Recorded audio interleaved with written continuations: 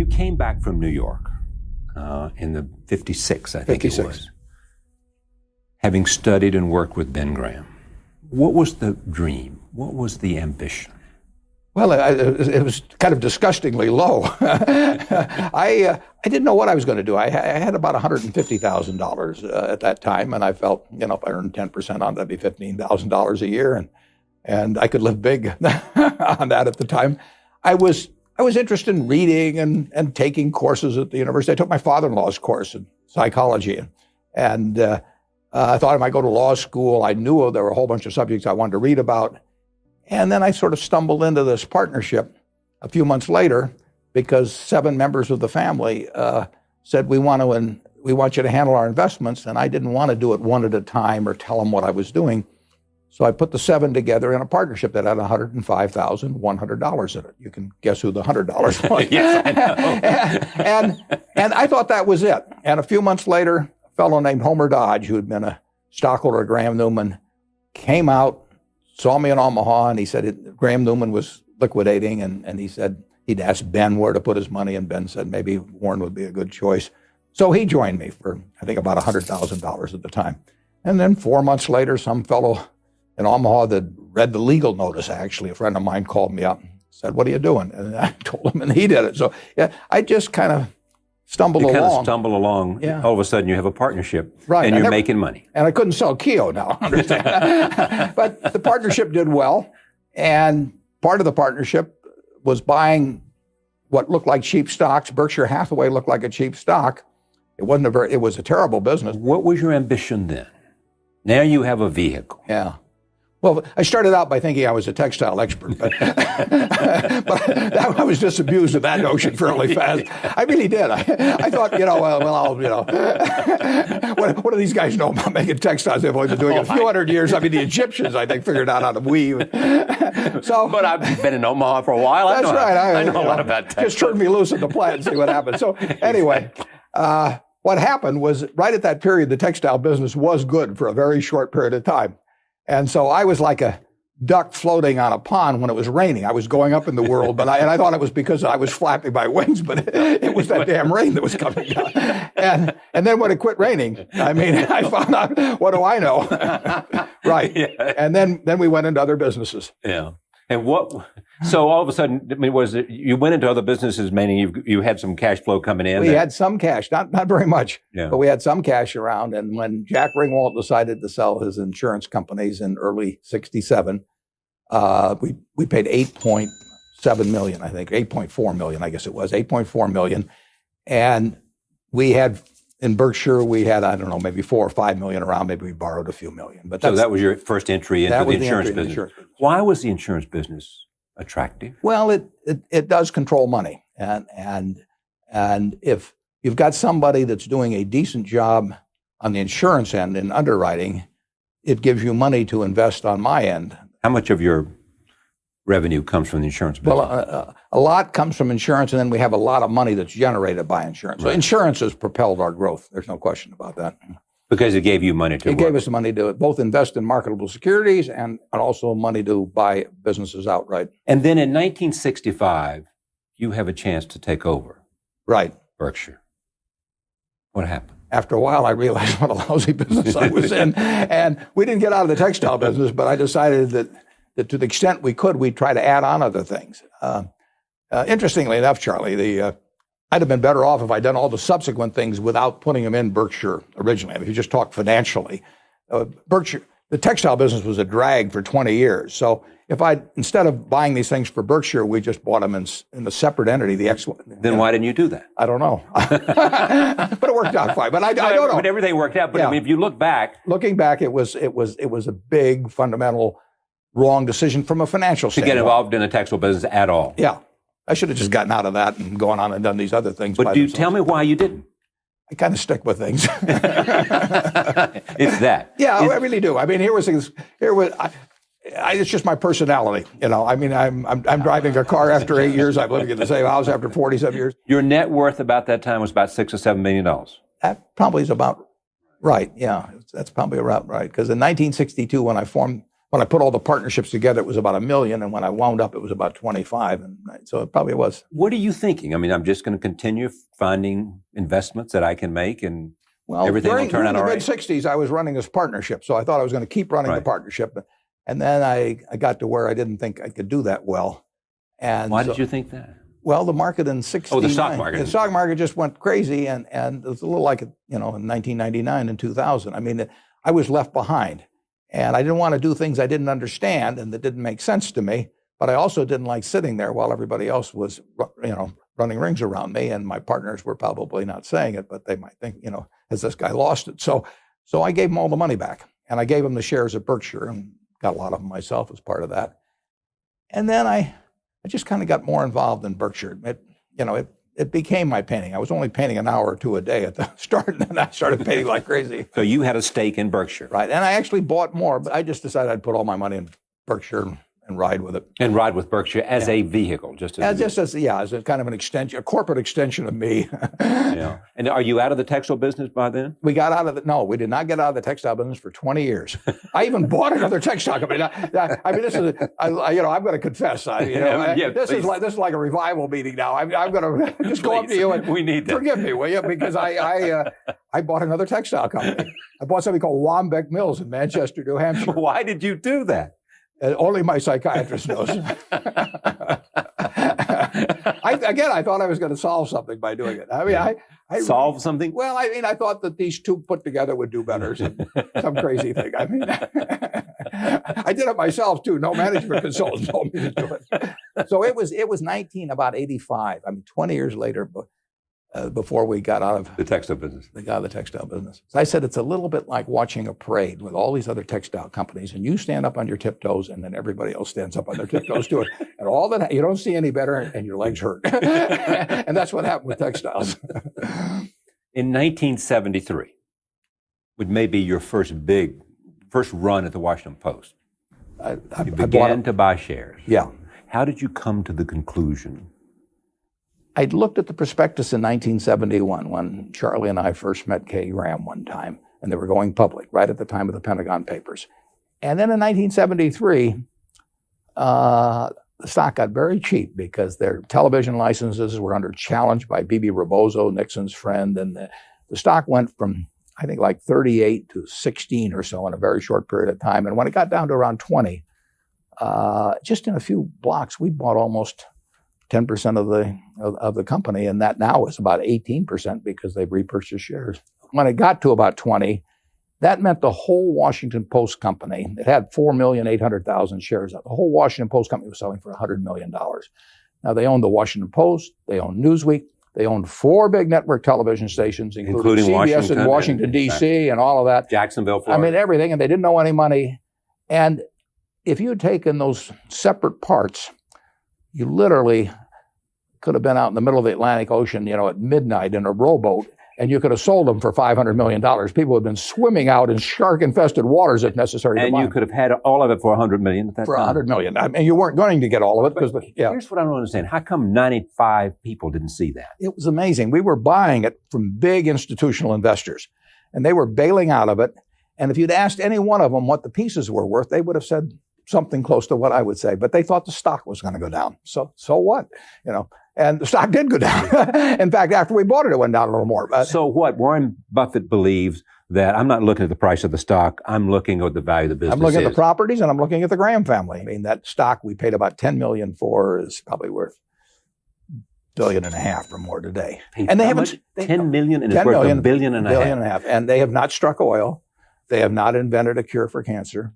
They've just taken those properties and kept doing reasonably intelligent things, and sometimes very intelligent things, with the money generated by it, and they've developed the properties they've had, and they've been terrific stewards of the money. But there's no miracles involved. Warren bought into the company without my knowing him. That's why I say luck really plays a role in people's lives. It just does. A lot of people said stiff arm him, he's buying too much stock.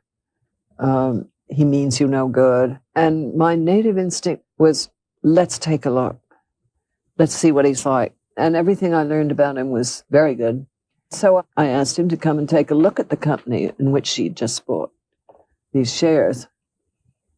He had to write me a letter when he owned 5% of the company, saying, "Dear Mrs. Graham, I've just bought 5% of your company, and I mean you no harm. And I think it's a great company, and I know it's Graham owned and Graham run, and that's fine with me." And so I got to know him, and I thought, whoa, this guy's really terrific. So after he joined our board, he used to come to board meetings with about 20 annual reports. And he would take me through these annual reports. I mean, it was like going to business school with Warren Buffett. Couldn't have a better teacher. No, it was wonderful. Kay Graham told me that when she met you, she'd never even understood how to read an annual report. Mm-hmm. That's what you brought to her, some sense of helping her come to grips with the idea of making business decisions. Kay was very, very smart, but she thought, because this had been pushed into her by her mother and her husband to some extent in the past, she thought only males who had been to business school could run businesses. I mean, she had the intellect, but she didn't have the confidence. And I told her my job was to get her away from looking into that funhouse mirror that she was looking into about herself and distorting it, and looking into a real mirror. And when she looked in a real mirror, she'd see a person that was perfectly capable of running the Washington Post or any other company. How long did it take her to learn that? Well, it was, fits and starts over time. But I had the right raw material. I mean, she was good. She was good. And she'd had beaten into her over such a long period of time that wasn't what she could do in life, that it took some convincing. And she had to see evidence of success and all that sort of thing. I said, "Mrs. Graham," I said, "you control this company lock, stock, and barrel, but you're still worried about me." So I said, "What you're doing is you're looking at me and you're seeing fangs, and I'm telling you these are baby teeth." And I said, "They really are baby teeth, but they always look like fangs to you, and there's nothing I can do except take them out." I said, "Even though they're baby teeth, I'm going to just take them all out. So I'm perfectly willing. You call George Gillespie up here, your lawyer." And I said, "I'll sign an agreement that I'll never buy another share of stock of Washington Post unless you give me the okay." And I said, "I'm fine. I want you happy with me. I want you nervous about me." And so George came up, and I took out the baby teeth, and she saw fangs falling to the floor, and we got along great ever. Okay, but you already had we had $10 million invested or not? Yeah, we had $10 million invested. We had 9%, 9 and a fraction percent of the stock. I told her the smart thing is to repurchase your shares. I mean, and the shares I would otherwise buy, you should buy for the company, and we'll all get richer if you do that. And she had a lot of other people advising her otherwise, but she decided to do it. And that's the reason we now own almost 18%, I believe, of the company instead of 9 and a fraction percent. The Buffalo Evening News was bought in 1977, right. And I gave Kay first shot at that. You did what? I gave Kay first shot at that. You said, if you don't want to buy it, I'm going to buy it. Why would you do that? I just felt that, she'd been good to me, and we were a big holder, and they were in the newspaper business, and she wanted to buy things. So I just said, I'm not going to find that I went up to see Vince Mano on a Sunday and bought this thing away from you, so that you otherwise would have bought. So I gave her a shot at it. In 1983, you purchased Nebraska Furniture Mart. That's right. For $60 million. Mrs. B. Tell me about her. Well, this is a woman that walked out of Russia, got on a peanut boat, landed in Seattle with a tag around her neck, couldn't speak a word of English, and the Red Cross got her out to Fort Dodge, Iowa, which is what the tag said. She couldn't learn the language. She moved to Omaha because there were more Russian Jews here that she could talk with. Her oldest daughter started school, came home and taught her the words that she learned. She took 16 years to save $500 so she could start this company, and selling used clothing, bringing her siblings and her mother and father over her $50 at a crack. And in 1937, took $500 and went into business and competed against all these people who had all kinds of advantages over her in every way, and she killed them. And she killed them? Yeah. And how was she able to kill them? She cared about it. She was smart. She knew the limitations of her knowledge, and she was confident within her circle of competence. She didn't get outside of it, and she took care of her customer. She sold sheep, and it took her a long time, but she built the largest home furnishing store in the country in a town like Omaha with 700,000 people. So how did you come to buy it? Well, I was in love with this operation. I mean, that's my kind of woman. I bought it when she was 89. She worked till 103. There was a period there where she left for a couple of years. If you went over to Mrs. B's house, as I did, and very nice house, and you go in, and on her sofa, her lamps, her bed, there'd be little green tags hanging down because it made her feel like she was in the store. I mean, this is a remarkable, remarkable woman. And the punchline, Charlie, is she couldn't read or write. And I think every business school in the United States ought to study her. I mean, what would they learn? They would learn the essence of business. They would learn that taking care of your customer is what it's all about. Taking care of, and by that I mean giving them good deals, which nobody would touch. And she, and working like crazy. I mean, she was there day after day after day, and she had a passion for it. And the truth is, if you took the Fortune 500 CEOs, and I gave you first draft pick on 10 of them, and I'd put them in competition with Mrs. B, she'd win. No doubt. She'd win. Yeah. Michael Eisner was here, and I told him the story. He loved it. And Michael wanted to get the movie rights, and Michael could be very persuasive, but I saw him stand there with Mrs. B's daughter, the same daughter I referred to earlier, who at that time was probably close to 80 or so. And Francis is this tall and Michael's that tall. And Francis is saying, my mother wants a piece of everything. When you hear an 80-year-old say that her mother wants a piece of everything. I mean, that's great. So Mrs. B wanted them, whatever they were going to do, she wanted a piece of the action herself. If they were going to make Mrs. B dolls, she wanted on a piece of it. And they didn't teach that in any business school to her. She picked that up from understanding value. Ownership was everything. She understood business. And she understood people awfully well, too. In 1988, you started buying Coca-Cola. How come? I don't remember exactly. Probably read their annual report. Probably read the 1987 annual report, and I've watched it some. But there just comes a point, there's a tipping point, in terms of knowledge you've accumulated over a period of time, price changes in the stock, which had gone down some. They were heavy repurchases of their own stock. Roberto and Don were doing a terrific job. Nothing bad was going to happen to Coca-Cola, so I started buying.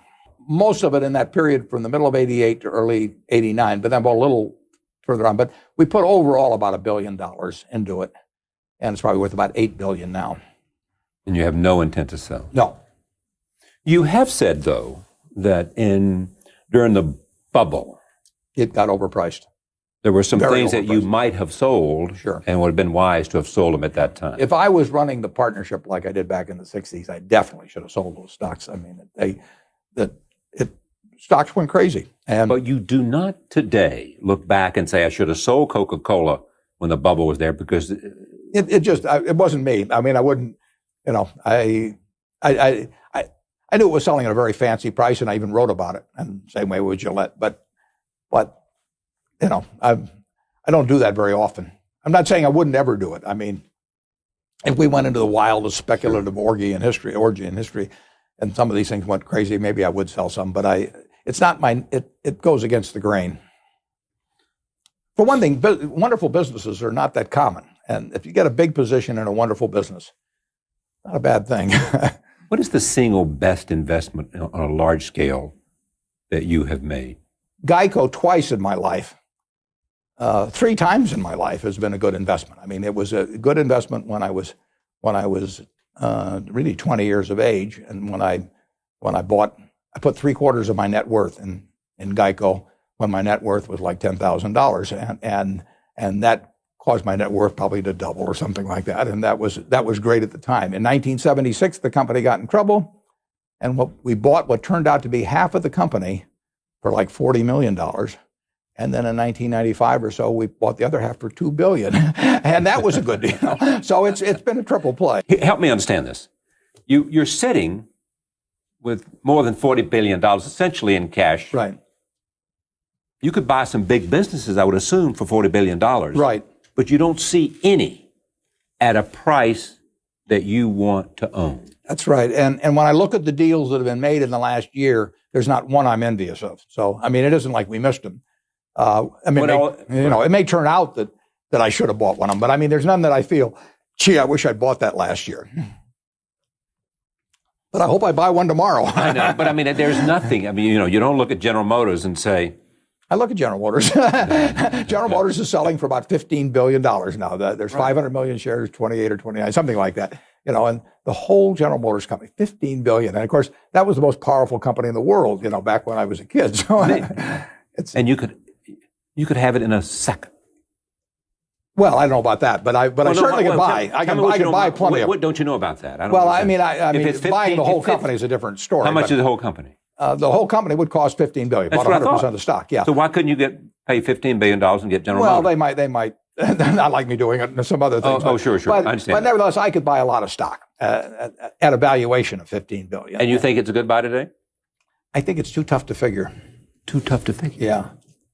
It is a company that sells 25% of all the vehicles in the United States and 1/7 of all the vehicles in the world, and employs hundreds of thousands of people, but it's got some terrible obligations outside outstanding. Like Fiat, or that's what they've taken care of? Probably, yeah. But the Fiat deal they solved for $2 billion. Right. But still $2 billion Things out the door. That, yeah. But the big problem was that they really entered into contracts with the UAW that were based on the economics of market dominance, and they don't have market dominance anymore, but they still got the contracts. And I don't blame the UAW. I mean, it was a free will negotiation, but they signed up.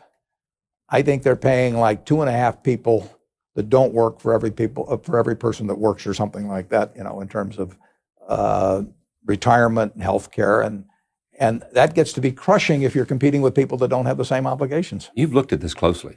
Well, I look at all the things. When you read 8 hours a day, you have a chance to cover a lot of. But General Motors, and listen, I think they're doing a great job considering the hand they're dealt. But General Motors is a huge annuity and health insurance company with a major auto company attached, and unfortunately, the huge annuity and health company has got a terrible bunch of contracts out. I mean, it is worth some big minus number. And the question is whether the auto company is worth a big enough plus number to offset that big minus number, but you can't separate the two. And you can't figure it out? Well, I can figure it out. But you can't what? Well, in the end, I can't come to a conclusion that it's obvious that. Well, that's what I mean. You can't come to a conclusion. Right. Because you don't have all the facts? Or no, I got the facts. What don't you know? Why can't you reach a conclusion? I don't know whether you can exist with the kind of obligations they've got and 25% of the market and very tough people like Toyota and all kinds of people coming at them who don't have those costs. They call them legacy costs. Here is the dilemma. You got $40 million in cash. 40 billion. 40 billion, I'm sorry. There's a difference. There's a difference, yeah.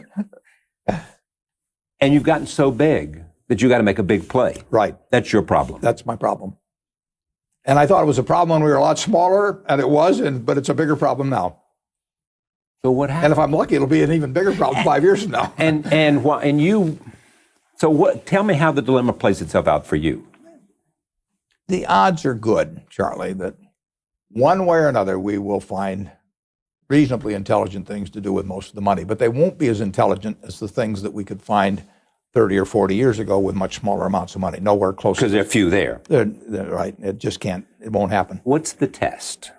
What test does it have to meet? It has to be a business I understand. It has to be a company that I think has some kind of enduring competitive advantage. It has to be a management that I like and trust, and it has to be at a reasonably attractive price. Price is the least important, but it's still important. And you'd like to own all of it? I'd like to own all of it. But not necessarily. It's a small field to... It's a small field when you get to have as much money as we have. It was a big field 30 or 40 years ago. When I bought the Washington Post stock in 1973 and 74, there were hundreds of companies that met my test. It was just a question of, choosing the best. Deciding, absolutely. And the one you like the most. Yeah. The combination. Mm-hmm. You don't have any single candidate right now. That's true. That's why you see these tears in my eyes. It is. I mean, tell me the emotional feeling. I mean, I don't mean tears, but there is a certain sense of It's happened before. I mean, I closed up my partnership in '69 because I didn't feel there were any opportunities then in what I was doing, managing money, and there weren't. I mean, at least for me. And in the year in 1999 and 2000, in the general stock market, there was certainly nothing attractive, and we found some businesses then. But it happens from time to time. I mean, I am not in a business where you can do something smart every day. I'm not even in a business where you can do something smart every year. But I may be in a business where you can do something smart every 3 or 4 years. Yeah, but I mean, I read every day about one more big deal by a group of private equity guys in the paper today. Right. And they're using other people's money, and they get an override, and their calculus is not the same as my calculus. And right now, that enables them to pay way more. Tell me how their calculus is different. Well, it's money they get from somebody else that they get paid quite a bit of money on if they don't do anything, and then they get a percentage of the upside and they don't take the downside. I mean, that is a different calculus than Berkshire's. Yeah, you have the upside and the downside. Upside and the downside, and I'm going to keep them forever, and I'm not going to dress up the accounting or rearrange things a little and resell it to the public. You're not going to take a big fee for doing it. No, so I don't have an exit strategy. And I'm not getting paid just to sit with a whole bunch of other people's money. It's my money. We sat down again with Warren on June 29th, 2006, after he had made some acquisitions since we last spoke with him. Let's talk about the future of Berkshire Hathaway. Right. The last time we talked about the rise of Berkshire Hathaway, you were sitting on, give or take, $1 billion, about $44 billion. Mm-hmm. You didn't find anything that you were very interested in making an investment. Since then, you've made some investments. Yeah, we've spent over $10 billion this year. And, one was this car. One was this car, which was $4 billion. 80% we bought of a $5 billion business. Pacific Corp was $5 and a fraction billion. And we're finding a few things. The important thing is to find big things. Okay, for you have a unique size scale problem. I'm looking for elephants. But my question is, did anything change between, say, 2004 and 2006?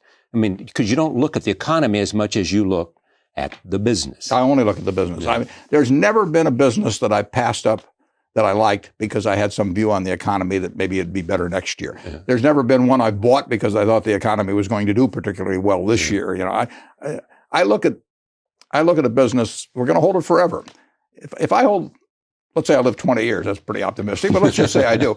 In those 20 years, there can be a lot of good years, there can be a few bad years, in the economy, but what difference does it make? I mean, it's like playing 18 holes of golf. There's some par threes and par fives. And, the only way to get to the clubhouse is to play them all. If you like golf, you play them all. I like business. And so we're going to play the tough years. We're going to play the easy years. And if we got the right businesses and the right managers, it's going to work. I mean, why couldn't you have seen ISCAR in 2004? Because it was just that company. Nothing happened to them or nothing happened to you to make the investment in 2006 rather than 2004, except the CEO wrote you an email. That's right. I'd never heard of the company in 2004. That's the reason. Okay. Very hard to do it if you haven't heard of the company. And I'd never heard of Eitan Wertheimer, but he wrote me a letter in October. This is the guy who's the CEO. He's the CEO and the owner and his family. And he wrote me in October of 2005. And he told me a page and a fraction about the company. And he said, Berkshire is a logical home for us. And he said, I'd like to talk to you. So he came over from Israel and we talked. But if he'd written me in 2004, we would have made the deal. It would have been cheaper too. Yeah, I wish he had written me in 2004. But my point is understanding why you didn't see companies was nothing having to do with the economy, nothing having to do with anything other than you just simply hadn't seen one. Yeah. It's availability. It's availability. Yeah. Sometimes it's something that happens in a family. There may be more people, or they may owe taxes, or who knows what. I mean, we buy when they're ready to buy. It's ready to sell. And I don't go out prospecting. I let my interests be known. But I get a lot of people say, well, why don't you call on this person? Why don't you call on that one and, soften them up? Or, and I don't do it because my batting average would be terrible. You've got to wait till they're ready to do something. And that's when we hear about companies. So they come to you when they're ready. When they're ready. My phone rings. At this stage in your experience, you know pretty quickly if it's right. Yeah, but like about 2 minutes. Yeah. I mean, I read the letter from Kathy. I knew it was right. I mean, you can tell. Have you ever met girls, Charlie, that you knew it was the right? I mean, I don't want to get personal, but there's some, and you know that other people would like them, sure, but it's just not for you. They're just not for you. Yeah, I know. They're just not exactly. for you. But that has to do with, I mean, you can see the numbers immediately. You got to make an evaluation of the management. How can you do that so quick? You just have, at this time in your life, it's an instinctive knowledge. Yeah, it's not going to always be right, but it's usually going to be right. One more time for the criteria. It is, in terms of an earnings, that we're looking for 75 million pre-tax plus 75 million. You're looking at management. You're looking at a simple business, one I can understand, which really means simple. And we're looking for management in place, and we're looking for a seller that knows the price he wants for his business.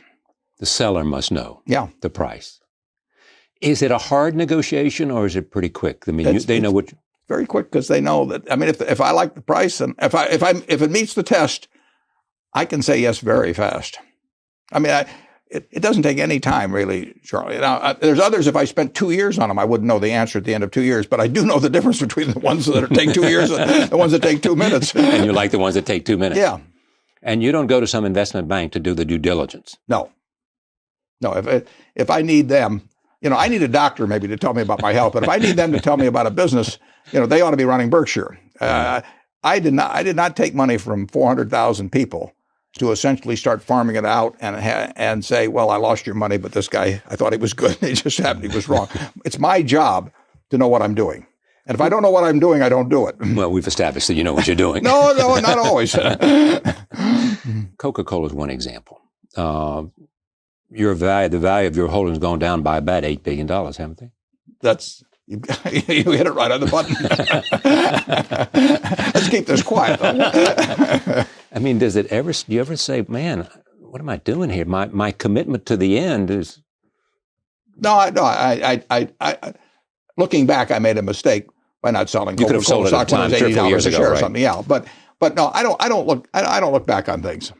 Okay, but let me just stay with that idea. Yeah. So you look back and you say, when it was $80 a share, I should have sold it because that was at its top, say, or close to its top, and 50 plus times earnings. Right. Yeah, 50 times earnings. But it's not in your blood to want to sell.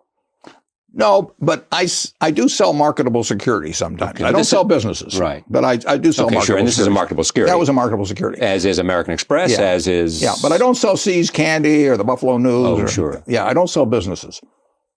So you're married to them for better or worse. Yeah, I've got one section in the annual report, and I put it in every year, that if a business like that promises to lose money indefinitely, or if they have major labor problems or something, but just because I don't think it's going to do very well, or I could use the money better elsewhere, or because I get offered a crazy high price for something, I don't sell them. I got offered a crazy high price for something here recently that we own. And I told the fellow that called me, I said, I don't do it. You can look in the back of the annual report and you'll see I don't do it.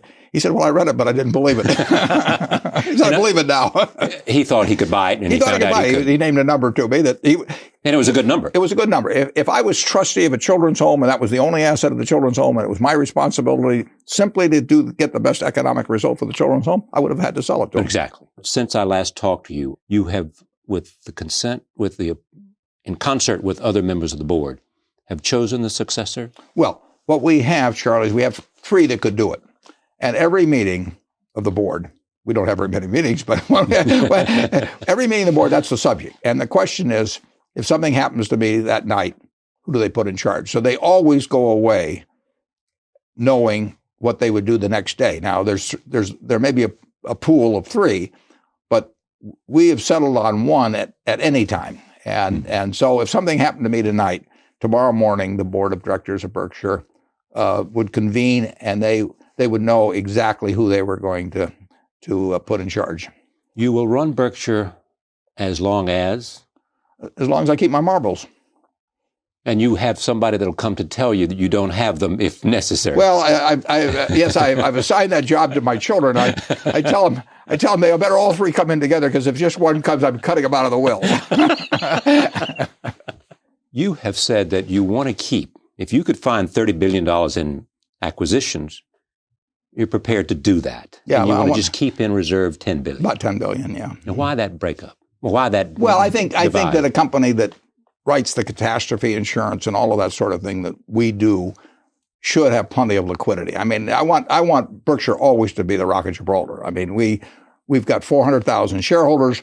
We've got people who have workers' compensation claims against us that are quadriplegics or that are going to be getting a check from us 60 years from now. I've got no business fooling around with anything close to the solvency of Berkshire. So I will keep it way over on the safe side in every respect. And having a lot of money around, when you're in the insurance business like we are, I don't want to depend on letters of credit from banks or anything of the sort. Right. I don't want no too big to fail doctrine to bail us out. I really want us to be. And $10 billion is the right number. Who knows what the right number is? I understand. Yeah. But is the insurance business still as attractive to you today as it was from the beginning? It's always been a business that sort of fits me. I mean, it gives you the money first, so the investment element is important. It also is a business where you're calculating odds on things, and that's what you. I guess I was probably destined to be a bookmaker, but my dad wouldn't let me.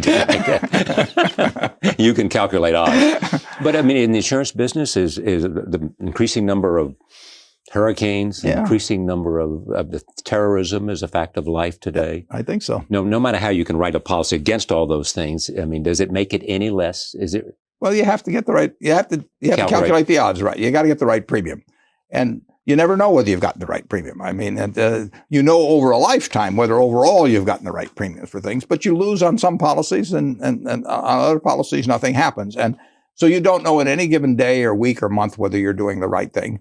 But over time, you'll see whether your judgment has generally been right, and it's an interesting game. Has the scandal affected it all?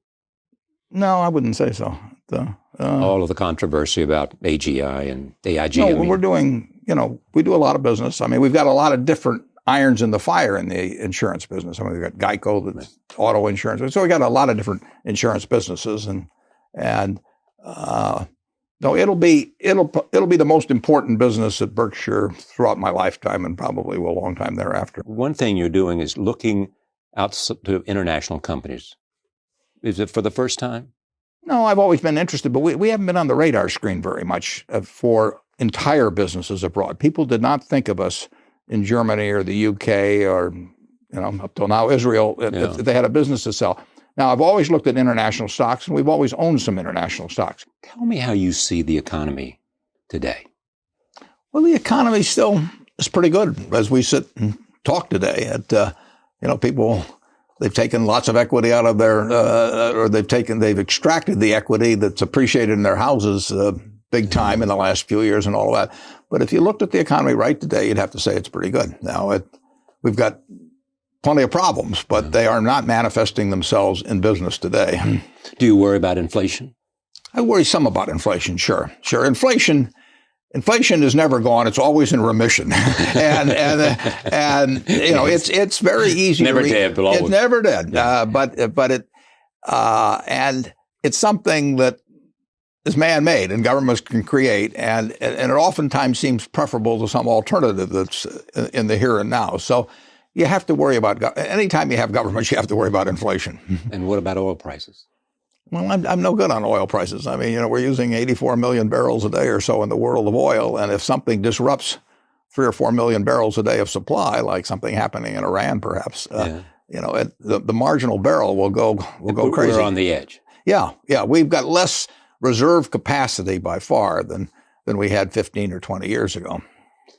When you think about the dollar, I think the dollar over time will go down because I think we're following policies that in connection with trade that will cause the dollar. I don't know whether it'll be in 6 months, 6 years, 10 years, but the policies we're following as a country will cause the dollar, in my view, to decline. Primarily our trade deficit. Our trade deficit, right? And the flip side of our trade deficit is when we consume more than we produce, we have to trade the rest of the world something for that, and we give them our assets. We give them IOUs of the government. We give them dollars initially, and then they can convert those into other assets in this country. So we are trading away assets in order to overconsume. As you said to me earlier, we're giving away pieces of the farm. Yeah, we'll give away pieces of the farm. We want to eat. We want to consume more than we produce, and so we trade away a little bit of the farm. And we've got such a big farm I mean, it's, this is one prosperous country, but we can trade away. We don't see it day by day, but it adds up and it has consequences. More severe to you than the fiscal deficit. That's true. Yeah. Our national debt in relation to GDP is not extraordinary. I mean, we've had plenty of times in the past when it's been higher, particularly after World War II. And I don't like it when it keeps going up as a percentage of GDP. But a very rich country can stand more debt than a poorer country, and we can handle a lot more debt than in the past. Now, as that debt gets to be more and more owned by the rest of the world because of the trade deficit, it can cause problems down the line. But if you ask me whether I'd rather cure one or the other, I would rather largely cure the trade deficit. Do you accept the argument that countries like China are locked into this dance with us because they need our market, so they're unlikely to dump American securities? Oh, yeah. If they want to sell American securities, if they sell them to somebody in the United States, they get dollars with them. So they have to buy something else with the dollars. If they sell them to the French now have them, and the Chinese have got a claim on France, but they can't really get rid of them. They can change their asset preference about the American assets they own, but China can't get rid of American assets, basically, or the rest of the world can't, unless we start exporting as much to them as we're importing, and that day is coming. But there are people who will suggest that there may be some catastrophic day, and we had that little tremor from the South Koreans about a year ago. There could be a catastrophic day. I don't know the answer to that. I mean, but any time you have huge imbalances in the world, and you have lots of people on hair triggers trading currencies and stock and bonds, you have the potential for catastrophic days. Back to the fiscal deficit and your sense of where we are. A lot of people look at the budget that they see today, and they look 10 years out, and they say with a baby boom generation coming in and Social Security and Medicare, that we are looking at a huge problem downstream, that either we got to raise taxes, cut spending, or change the age of the beneficiary. Yeah, we have to change the promises. I mean, a lot of what you see coming down the road as really large looming problems revolve around promises. And we won't, in my view, ever change the promise on Social Security. We may change it when you get into Medicare or something of that sort. No politician will suggest that. No, they wouldn't. But this country has incredible resources. It has more resources per capita than it had 5 or 10 or 20 years ago. I mean, we're not going backwards economically as a nation, but we have made a lot of promises. And we could have a very rich family, Charlie, and our income could keep going up. But if I promised, the elder members of the family that they would, all live like multimillionaires, we could get in trouble.